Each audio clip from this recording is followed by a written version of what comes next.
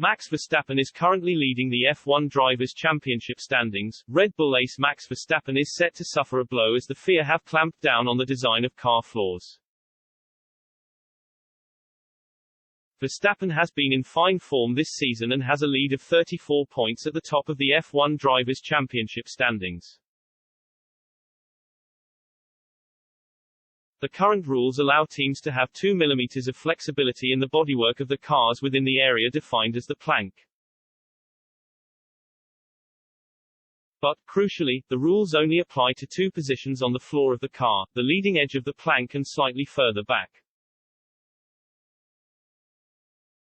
Measurements are not taken at the rear where the driver sits. And, according to the race, some teams are believed to have engineered the plank and skid block in a way that gives a degree of cushioning. The skids are likely to be flexing more than the permitted 2 mm, which means they can be used more aggressively without wearing away. Red Bull and Ferrari are 2 teams that are believed to have benefited from the design quirk. And Mercedes chief Toto Wolff admits he is surprised by the revelations. Nobody had an idea until the FIA brought it up in the last technical advisory committee, which was to a great surprise of all the teams because what's in the regulations, and what was the intent of the regulations, is pretty clear, Wolff said. There is no argument why that could deflect more than what's in the regs. A bit of a surprise to say the least, more of a shocker. The FIA have now issued new instructions to teams as they look to get on top of porpoising issues and the harsh ride quality that comes with stiffer, lower cars.